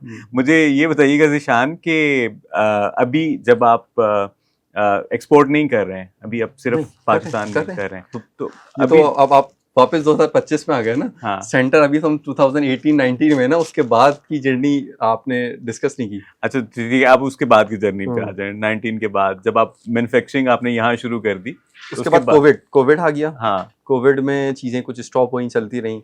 लेकिन फिर कोविड में आपकी ई कॉमर्स को अच्छा बूस्ट मिला। बहुत बूस्ट मिला। फिर उसके बाद हमने डिसीजन बनाया कि ये राइट टाइम है।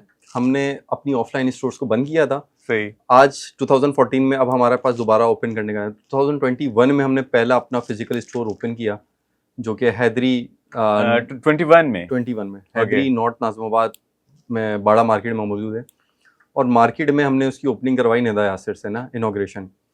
तो आप सोच नहीं सकते कि इतनी आवाम थी कि उनको काबू करना मुश्किल हो गया था। इतनी ख़वातीन थी कि शीशे टूट जाते। तो वहाँ से फिर हमने दोबारा अपने फिजिकल स्टोर्स को उसकी वजह क्या, आपकी जो डिजिटल पे प्रेजेंस थी उसकी वजह से जी। लोग आए, या उसकी वजह ये थी कि मैंने आपको बताया ना कि लोग जो ख़वातीन हैं, जो फीमेल्स हैं, वो बेसिकली उस प्रोडक्ट को टच करके उसको देख के बाय करना बाज़-औक़ात पसंद करती हैं, ठीक है ना। तो हमारे पास ना ऐसे कस्टमर्स आने लग गए। हमारे ऑफिस में अलाउ नहीं है कि सेल करना या वहाँ पर ज्वेलरी को दिखाना। तो वहाँ अब ऐसे कस्टमर्स आते थे, मजबूरन हमें उनको डील करना पड़ता था। एक कस्टमर आ गए जैसे कि क्वेटा से, कि अब सिर्फ हम आपके पास आए हैं, ज्वेलरी लेने आए कराची, आप मना नहीं कर सकते। क्वेटा से आए आपके पास, हमने ऑफिस में बिठा के उनको दिखाना शुरू कर दी, वहाँ सेल करना शुरू कर दी।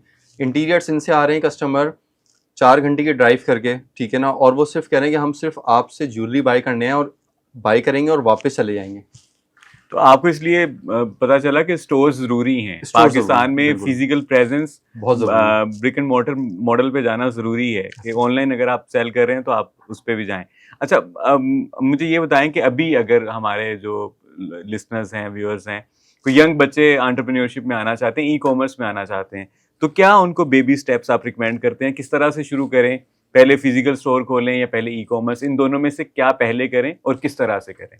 अच्छा, फिजिकल स्टोर्स का तो मैं अभी नहीं कहूँगा, क्योंकि उसकी कैपिटल कॉस्ट बहुत है, ठीक है ना। ई कॉमर्स आज भी बहुत आसान है पाकिस्तान में, अनटिल अनलेस के पहले की बनिस्बत थोड़ा सा कॉस्टली हो गया, लेकिन फिर भी आसान है कि आज भी 25,000-50,000 रुपये से अपना बिजनेस स्टार्ट कर सकते हैं।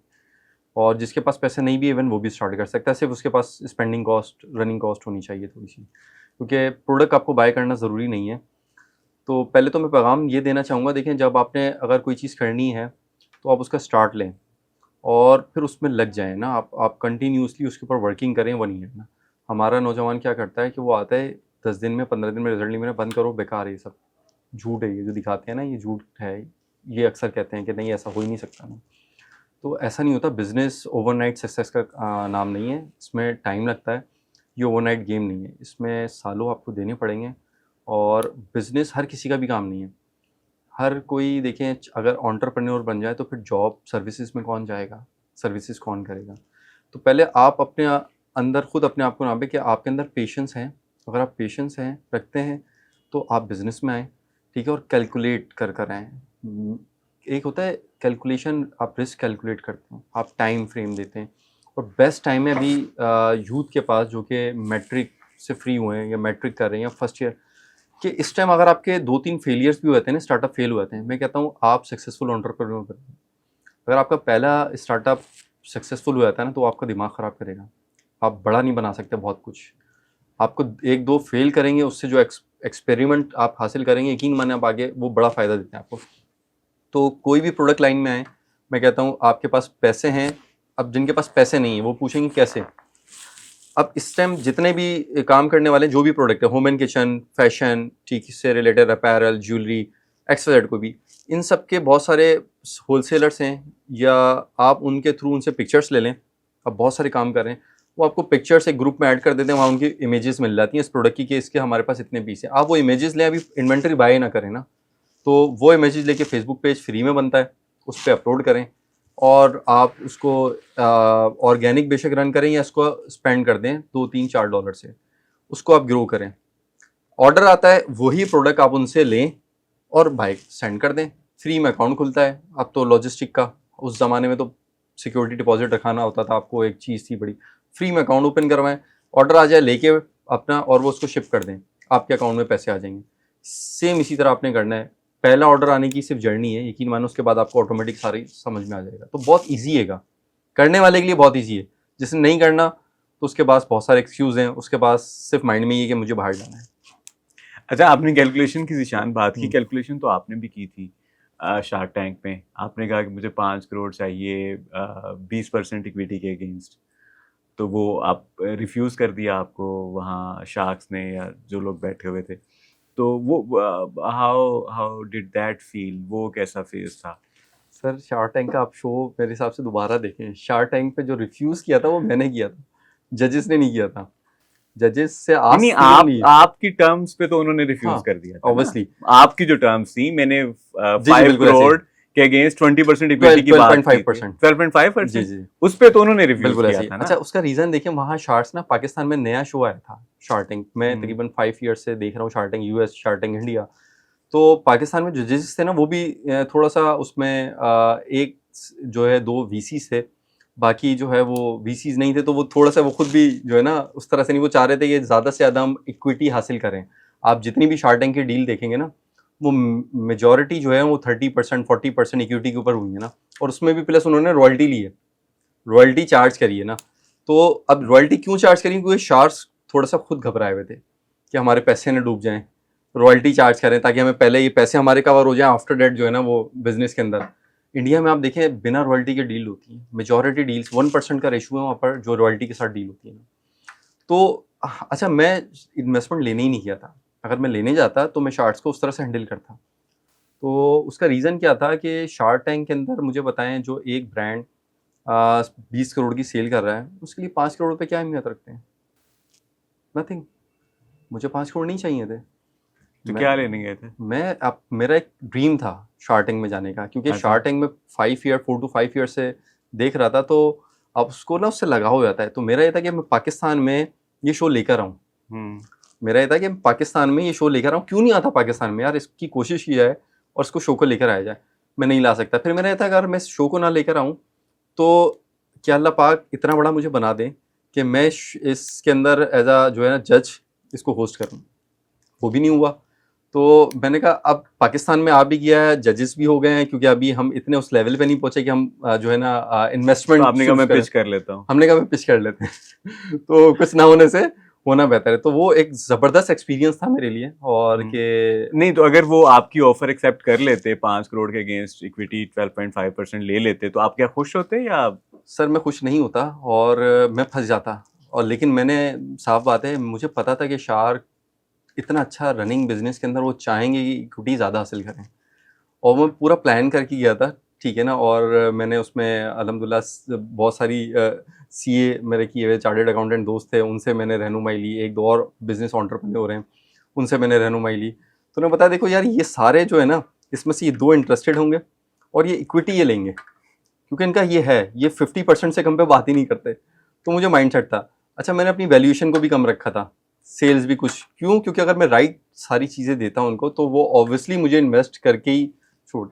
मैंने अपनी चीज़ों को कम दिया, उनको लगा कि इसको पता नहीं है, इसको इक्विटी के बारे में, सेल्स के बारे में, मेरी जो एक वैल्यूएशन थी उसके बारे में इतना आइडिया नहीं है। उनको पता है एंटरप्रेन्योर अच्छा है, सेल सारी चीज़ें, इसने ब्रांड बिल्ड किया है, लेकिन ये हमसे कम मांग रहा है जितनी इसकी सेल्स है। मैंने 40 करोड़ की वैल्यूएशन रखी थी, जबकि मेरी एक्चुअल उस टाइम वैल्यूएशन 60 to 65 करोड़ की बन रही थी ना। तो मैंने कहा ये आएंगे कि ज़्यादा, और वही हुआ, एग्जैक्ट उसी तरह हुआ। आपने देखा कि मैंने सोचा नहीं, उन्होंने कहा आप जाके सोच लें, आप जाके डिस्कस कर लें, मशवरा कर लें। मैंने राइट नाउ किया कि नहीं, मैंने कहा नहीं। और बाद में भी मुझे उनकी तरफ से ऑफ़र, या आपको बता रहा हूँ मैं, और उनको पता है, मुझे उन शार्ट्स की तरफ से, उनमें से 1 से 2 लोगों ने मुझे बाद में अप्रोच किया और दोबारा कि हम बैठते हैं, इसको करते हैं। तो मैं उसका नाम नहीं लूँगा। फिर आपने नहीं उसको नहीं। उस तरफ नहीं गए। अगर आज किसी ने आपसे 20% इक्विटी लेनी हो जी से की, तो आप क्या आस्क करेंगे? क्या सर समझते हैं? इस टाइम जो है वो जीसे की जो वैल्यूशन है ऑब्वियसली नंबर्स, क्योंकि 100 करोड़ की वैल्यूशन है, लेकिन अभी राइट नाउ हमें ऐसा लगता है कि हम बिना अभी इसके चल सकते हैं और लेना बहुत इजी होता है। आपको पाकिस्तान में तो खैर बहुत मुश्किल होता है, लेकिन मैं समझता हूँ कि बहुत आसान है एक रनिंग प्रॉफिटेबल बिजनेस में जो है इन्वेस्टमेंट को लेना। लेकिन फिर वो ट्रैक आपका जो एक विजन होता है वो चेंज हो जाता है बाज़-औक़ात ना, क्योंकि नेक्स्ट पर्सन को उस इंडस्ट्री के बारे में इतना पता नहीं होता और उसको सिर्फ मल्टीप्लाई करने होते हैं अपने पैसे। जो वीसी आता है उसको अपने मल्टीप्लाई करने हैं। तो वो फिर आप किसी और सिमत में चले जाते हैं। आप बहुत सारी चीज़ों पे कंप्रोमाइज़ कर रहे होते हैं ना, क्योंकि आपको नंबर्स बढ़ाने होते हैं, आपको सेल्स बढ़ानी होती है, क्योंकि जब सेल्स बढ़ेंगी, नंबर्स बढ़ेंगे तो उसका पैसा बनेगा। प्रॉफिट बने ना बने उससे वीसी को कोई फ़र्क नहीं पड़ता। वीसी कहता है कि मैंने 10 करोड़ रुपए अगर इसमें डाले तो इसको मुझे 4x करके निकाल के देने आपने, एग्ज़िट देना है मुझे। वीसी आता है एग्ज़िट के लिए। प्रॉफिट आपकी कंपनी का बनता है, नहीं बनता, उसको कोई सरोकार नहीं है। तो आप रेस में चले जाते हैं, आप एक अलग रेस में चले जाते हैं, अपनी वैल्यूएशन कंपनी की बढ़ाने में लग जाते हैं बस। अब इंटर जो आप रूट के अंदर हैं, जो एक असल इशू है जो आपने सॉल्व करना है, वो उससे पीछे हट जाते हैं आप। तो अभी आप 100 करोड़ की एवेल्युएशन पे हैं, तो अभी अगर 20% इक्विटी देनी हो तो क्या आप आस्क क्या करें? आस्क देखें खुद से नहीं की जाती, वैल्यूएशन के अगेंस्ट आप आस्क करते हैं। अगर मेरी 100 करोड़ की अगर वैल्यूएशन है तो 20% के अगेंस्ट समझे आप 20 करोड़ रुपए के अगेंस्ट 20% की आस्क होगी। आप आस्क खुद से नहीं कर सकते, वैल्यूएशन के जितनी वैल्यूएशन है उसके हिसाब से आप जो है ना आस्क करते हैं अपनी। और अभी सेल्स में कहाँ खड़े हैं आप ज़ीशान? सेल्स में मेरे ख्याल से शार्टिंग वाले ही नंबर रहने दें, क्योंकि आपको पता है फिर एफबीआर वाले पीछे लग जाते हैं। इवन आप फाइल रिटर्न कर भी रहे हो तब भी नहीं, आप राउंड ऑफ करके बता देना। ऑलमोस्ट तकरीबन 200 मिलियन के ऊपर है। ओके। और अब आपने वीएन की बात की, तो क्या वीएन क्या है जीसे ज्वेलरी का? कहाँ लेके जाना चाहते हैं इसको अगले 5-10 साल में? जीसे बेसिकली ये है कि पूरे पाकिस्तान में हमारी फिजिकल आउटलेट्स हों और पाकिस्तान में लोगों को इकोनॉमिकल प्राइस में अच्छी ज्वेलरी एक प्रोवाइड की जा सके, और इसके बाद इंटरनेशनली हम जो है ना मेड इन पाकिस्तान के साथ पूरी दुनिया में उतरें। पूरी दुनिया में ट्रेडिशनल ज्वेलरी का ब्रांड की कमी है, जैसे पाकिस्तान में गैप है, इसी तरह इंटरनेशनली भी आपको बहुत सारे ब्रांड्स मिलेंगे, लेकिन वो कैजुअल वेयर के हैं। वो आपके ट्रेडिशनल जो कि हमारी रिवायती साउथ का जो कल्चर है, साउथ एशियंस का, वो ब्रांड्स नहीं मिलते हैं अमूमन। तो हम पूरा, और आपको पता है कि साउथ एशियंस जो लोग हैं पूरी दुनिया के अंदर हैं, तो वो ब्रांड हम वहाँ लेके जाएँ और एक ऐसा ब्रांड हो जो कि पाकिस्तान की पहचान हो। सही। और मुझे बताएं कि आपका जो काम है, मैन्युफैक्चरिंग है, ई कॉमर्स भी है, रिटेल स्टोर्स भी हैं, आपके बिजनेस में सबसे ज़्यादा चैलेंजिंग चीज़ क्या है? क्या सप्लाई मुश्किल है? चेन। सप्लाई चेन, उसमें क्या इश्यूज आते हैं? सप्लाई चेन बहुत इसकी मुश्किल है, इसको क्रैक करना एक ये आर्ट है समझे ना। जिसने इसको, जो आपकी local manufacturing basically supply chain है ना, कि ये सारा हैंडमेड काम है ना, इसमें टाइम चीज़ें आप डेडलाइन नहीं दे सकते कि पता चले पाकिस्तान में, आपको पता है कराची में ब्रेकआउट हो गया, कहीं लाइट के बिना काम ही नहीं होगा।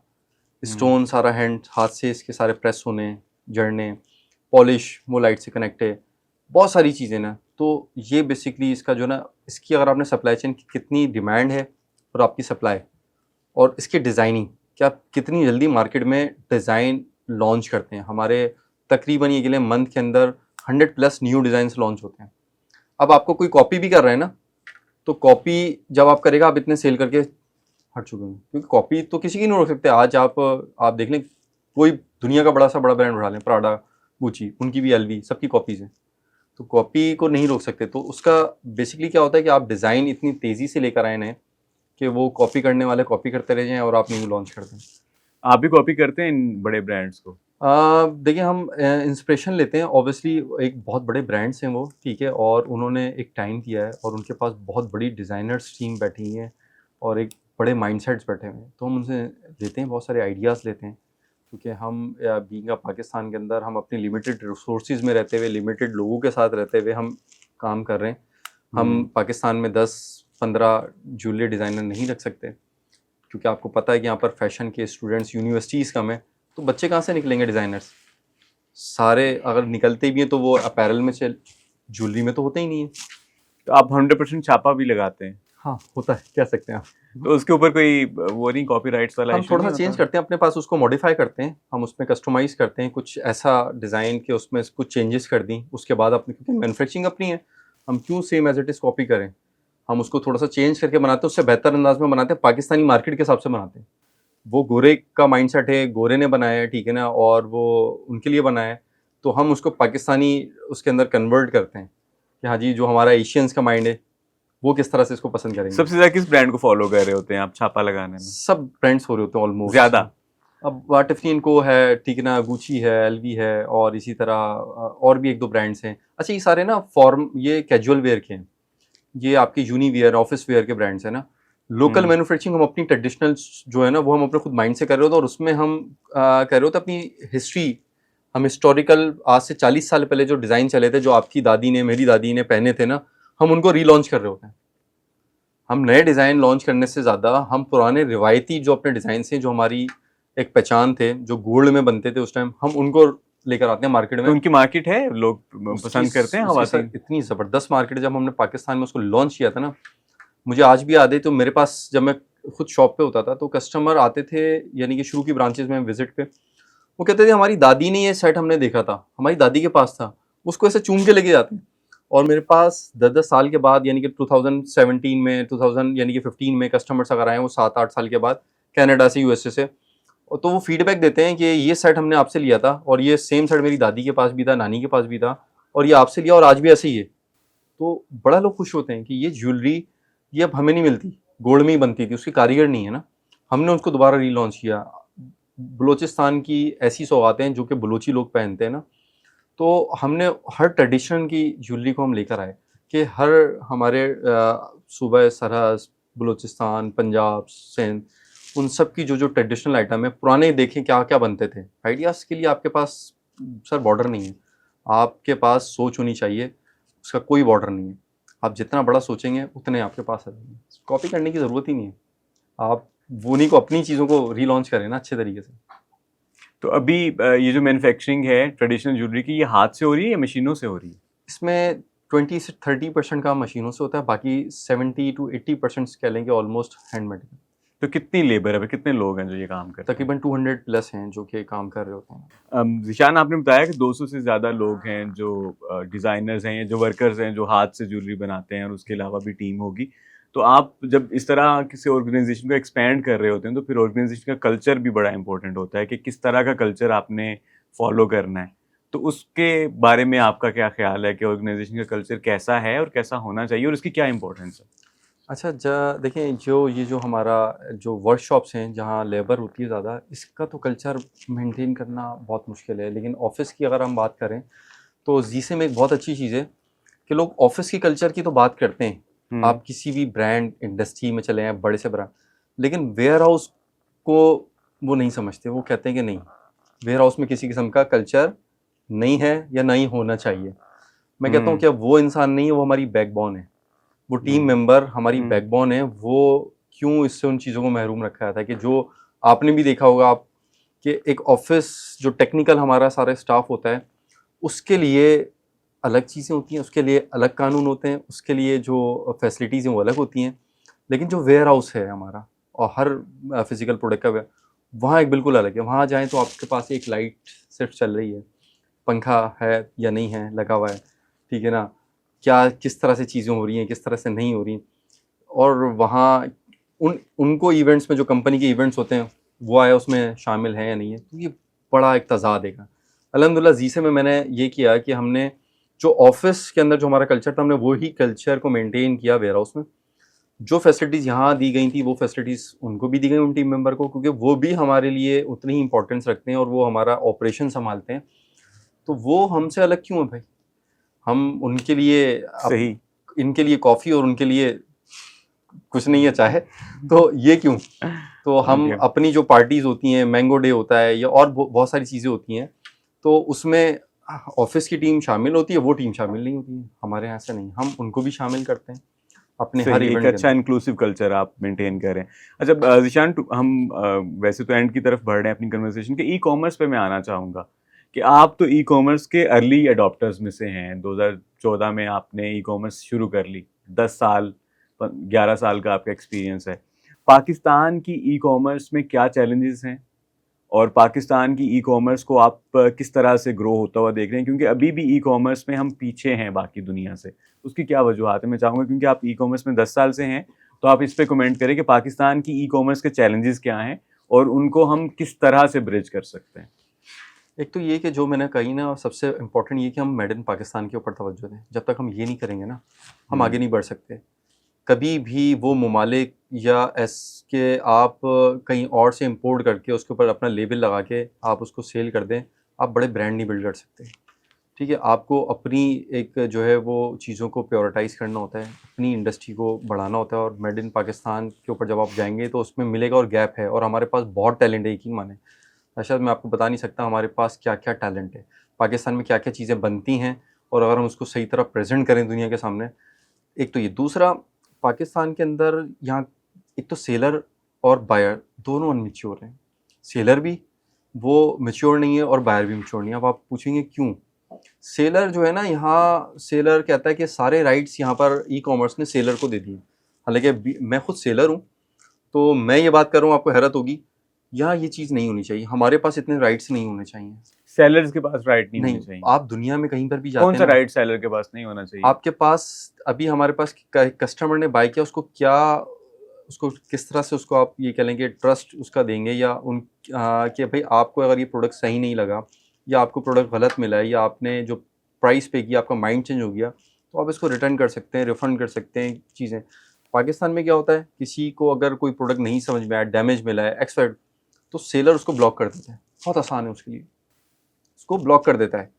तो ये चीज़ नहीं हुई, इससे उस ब्रेक हो रहा है, इससे इससे फासला बढ़ रहा है, ट्रस्ट ब्रेक हो रहा है। ट्रस्ट ब्रेक हो रहा है, फासला बढ़ रहा है, कि लोग फिर प्योरिटी कहते हैं कि यार आप शॉप से जाके ले लें, आप जो है ना ई कॉमर्स से ना मंगवाएं, पता नहीं कैसी चीज़ आएगी। फिर बाद में एक अलग उनकी एक नई ख्वारी कि अब इसको कौन एक्सचेंज करवाए, अब जाके इसको किसी और से TCS से भेजें, फिर उसके बाद आएगा, फिर वो एक लंबे प्रोसीजर में चले जाता है।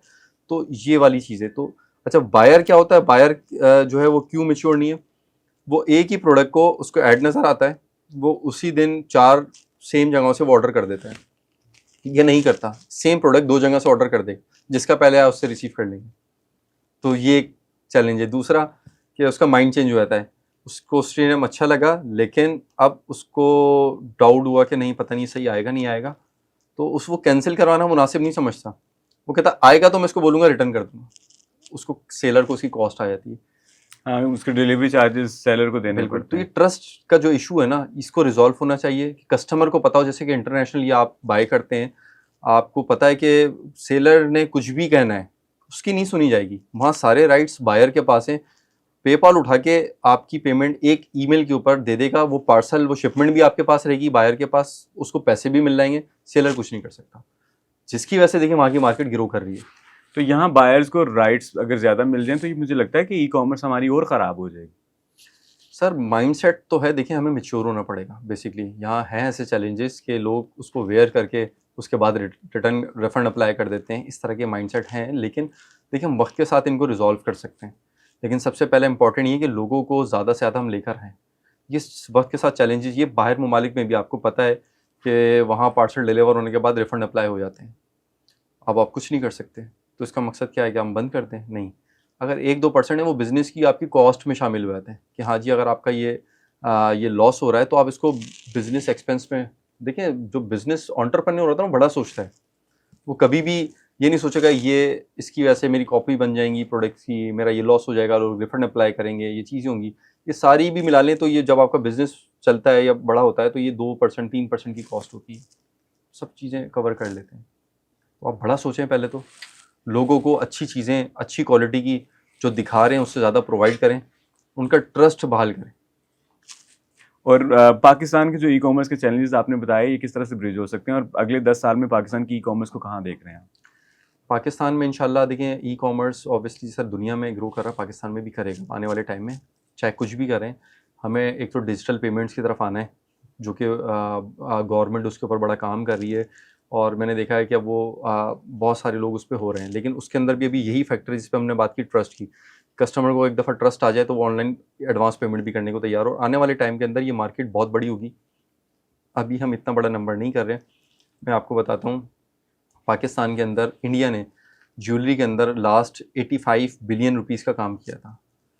हमारे पास 1 बिलियन का भी काम नहीं हुआ। तो यहाँ पर बहुत बड़ा रूम है, बहुत बड़ा एक मार्केट गैप है जिसको हम फिल कर सकते हैं। हमें बहुत सारे सेलर्स, एंटरप्रेन्योर्स चाहिए, अच्छे एंटरप्रेन्योर्स जो कि सिर्फ सेलिंग के ऊपर तवज्जो ना दें, उनका मकसद पैसे कमाना ना हो, उनका मकसद कस्टमर को अच्छी क्वालिटी के अंदर प्रोवाइड करना हो। ये भी एक नेकी है, ये भी एक सवाब का काम है कि आपको किसी की नीड है, आप उसकी नीड को फुलफिल अच्छे तरीके से कर दें। जब कस्टमर्स की आप इज्जत करना शुरू करेंगे, यही कस्टमर आपको ग्रो करवाएंगे। बिल्कुल ऐसे ही है। अभी towards the end of the conversation Zeeshan, एक हमारा रैपिड फायर राउंड होता है, उसमें मैं क्विक क्वेश्चंस पूछूंगा आपसे, तो आपने उनके ऑनेस्ट एंड क्विक आंसर्स देने हैं। रैपिड फायर अल्लाह खैर करे, वैसे फर्स्ट टाइम मैं किसी पॉडकास्ट खैर वाला होगा, अच्छा खैर वाला होगा। सबसे पहले मुझे ये बताएं कि ज़ीशान, क्योंकि आप ई कॉमर्स में और बिजनेस में हैं, what is the best financial advice you ever received? सबसे अच्छी जो एडवाइस आपको मिली बिजनेस में, वो क्या मिली और किससे मिली? वो मिली, एक कोई 70 साल के बुजुर्ग इंसान थे कि पैसा कमाना बहुत आसान है, पैसे की होल्डिंग समाई बहुत मुश्किल है, संभालना मुश्किल है। संभालना मुश्किल है। कि अगर आपने इसको संभाल लिया तो आप ट्रू एंटरप्रेन्योर हैं। तो संभालना कैसे होता है भाई? संभालना ऐसे होता है कि आपके पास जब पैसे आते हैं तो आपने, अब आपके पास होता है कि आपने किस तरह उसको, बहुत सारे लोग किसी और चीज़ों में लग जाते हैं या उसको कहीं और, वो एक टाइम होता है जब आप उसको थोड़ा सा समेट के चलते हैं तो आपके अंदर मैच्योरिटी आती है। ग्रोथ के लिए उस पैसे को इस्तेमाल करना। हाँ, अपने अगर आप पर्सनल लाइफ स्टाइल आप डिफरेंट कर लें उससे और वो फिर किसी गलत चीज़ों के अंदर आप पड़ जाएं तो वो बड़ा मुश्किल होता है। Zeeshan, how do you define life? जिंदगी क्या है तुम्हारे ख्याल में? ज़िंदगी दूसरों की मदद करने का नाम है। What is purpose of life? मकसद हयात क्या है?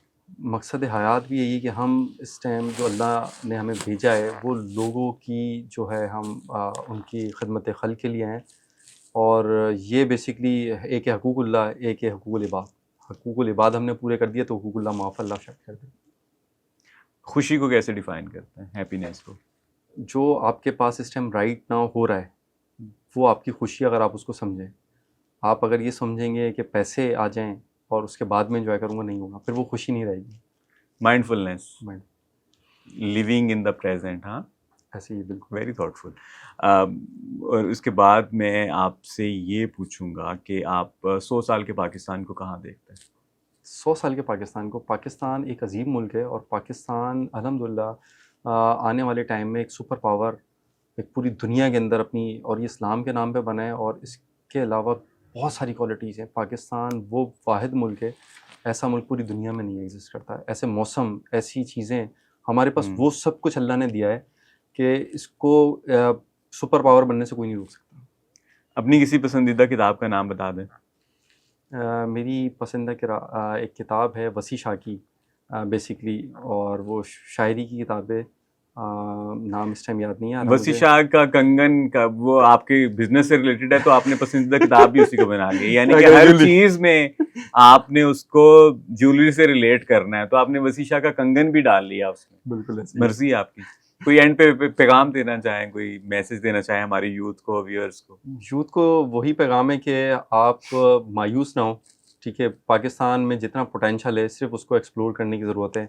यकीन माने बाहर कामयाबी नहीं है, पाकिस्तान में इतने मौके हैं। आप आज से स्टार्ट करें और अपनी स्टडी के साथ इसको स्टार्ट करें, आप इससे भी बड़ा ब्रांड बिल्ड कर सकते हैं। और हमारे पास अभी इतनी ज़रूरत है कि हम ऐसे 50 ब्रांड बना के हम इंटरनेशनल बैठे हुए लोग इंतज़ार में कि कोई चीज़ हमारे पास आए। तो यूथ को मेरे लिए पैगाम है, मायूस नहीं होना, स्टार्ट करना है और लगे रहना है। बहुत शुक्रिया ज़ीशान आपके वक्त का। आप मुझे बहुत मज़ा आया इस कन्वर्सेशन का। Thank you so very much for your time. Thank you, thank you. Viewers, आप देख रहे थे पॉडकास्ट लिव विद पर्पस। मैं आपका मेज़बान राशिद महमूद। हमें कमेंट सेक्शन में ज़रूर बताइए ये कन्वर्सेशन आपको कैसी लगी। आइंदा कन्वर्सेशन में आप किन गेस्ट्स को देखना चाहेंगे। अगर आपको ये कन्वर्सेशन अच्छी लगी, कंटेंट अच्छा लग रहा है, तो इसको ज़रूर सब्सक्राइब करें, सपोर्ट करें, क्योंकि ये हमें कंटेंट मज़ीद बेहतर करने में, बनाने में बहुत हेल्प करता है। इंशाल्लाह मुलाकात होगी अगले शो में किसी नए मेहमान के साथ। Thank you very much. अल्लाह हाफ़िज़।